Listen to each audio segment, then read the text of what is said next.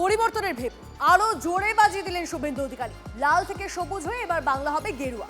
গঙ্গাসাগরের সভা থেকে প্রত্যয়ী বিরোধী দলনেতা, গঙ্গাসাগরেই বিজেপিকে ফেলবে বাংলার মানুষ। পাল্টা হুঙ্কার তৃণমূলের। লালকে তেরঙ্গা আমি করেছিলাম, গেরুয়া আপনাদের নিয়ে 4 মাস পরে আমরাই করব। যত সাগরে যাবে তত তাড়াতাড়ি বাংলার মানুষ ওকে এবং বঙ্গ বিজেপিকে গঙ্গাসাগরে নিক্ষিপ্ত করবে। 34 বছরের বাম জামানা, 14 বছরের তৃণমূল শাসন। একদা বাংলার মাসনাদে পরিবর্তনের অন্যতম মুখ শুভেন্দু অধিকারীর গলায় ফের পরিবর্তনের ডাক। সাগর পার থেকে পালা বদলের জোরালো বার্তা বিরোধী দলনেতার। যে সাগরের উল্টো দিকেই তাঁর বিধানসভা নন্দীগ্রাম, 21-এর কুরুক্ষেত্রে যে হারিয়েছিলেন মমতা বন্দ্যোপাধ্যায়কে, এবার তিনি সাগরদ্বীপে। পুলিশ প্রশাসনের বাধা, হাইকোর্ট থেকে মামলা জিতে দক্ষিণ 24 পরগনার সাগরে সভা করতে যান শুভেন্দু অধিকারী। যে বিধানসভা 2011 থেকে তৃণমূলের দখলে এবং প্রতিটি ভোটেই বেড়েছে জোড়াফুলের মার্জিন, সেই সাগরে বদলের ডাক দিয়ে তৃণমূল সরকারের আয়ু আর কতদিন জানিয়ে দেন বিরোধী দলনেতা। সরকার বদলের জন্য হিন্দু ও মুসলিম ভোট কোন দিকে ঘুরতে পারে সে ব্যাখ্যাও দিয়েছেন।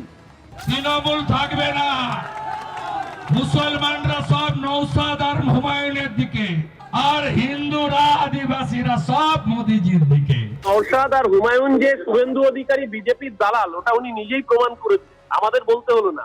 আমরা যেটা অভিযোগ করছিলাম উনি নিজে সেই অভিযোগকে অ্যাটেস্টেড করে দিলেন। শুভেন্দুর বার্তায় যখন সাগর উথাল পাথাল, তখন গঙ্গাপাড়ে চন্দননগর থেকে বাম কংগ্রেসের একাংশের উদ্দেশ্যে ইঙ্গিতপূর্ণ বার্তা দিয়েছেন বিজেপি নেতা মিঠুন চক্রবর্তী। এই জন্য আমি সবাইকে অনুরোধ করছি, যদি কমিউনিস্ট পার্টির মধ্যেও কেউ হিন্দু থাকেন, যদি হিন্দুত্বকে বিশ্বাস করেন, আপনারাও আসুন। কংগ্রেসকেও বলছি, আপনারাও আসুন। 26-এর মহাযুদ্ধের আগে পরিবর্তনের পরিবর্তন চেয়ে রাজ্য চষে বেড়াচ্ছেন বিরোধী দলনেতা। পাল্টা বিজেপির চ্যালেঞ্জকে দিবা স্বপ্ন বলে উড়িয়ে দিচ্ছে তৃণমূল। রাজনীতি চলছে নিজের নিয়মে। শুভেন্দু হালদার ও আশিক ইনসানের রিপোর্ট, TV9 বাংলা।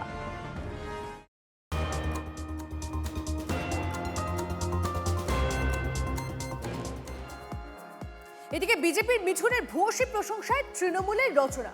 তৃণমূল সাংসদ বলেন, আমি মিঠুন চক্রবর্তীকে রাজনীতিবিদ হিসেবে দেখি না, আমি ওনাকে অত্যন্ত সম্মান করি। হতে পারে রাজনীতির জায়গায় উনি আমি আলাদা। অভিনেতা মিঠুনকে নিয়ে রচনার মন্তব্যকেই সমর্থন কুণাল ঘোষের। আমি তাকে রাজনীতিবিদ হিসেবে দেখি না, আমি তাকে এত বড় মাপের একজন ন্যাশনাল অ্যাওয়ার্ড উইনার একজন অ্যাক্টর। সে আমার কাছে সেই জায়গাটা আমার কাছে সব থেকে বড়, এবং সে আমার সঙ্গে বহু ছবিতে কাজ করেছেন, তিনি আমার নায়ক ছিলেন।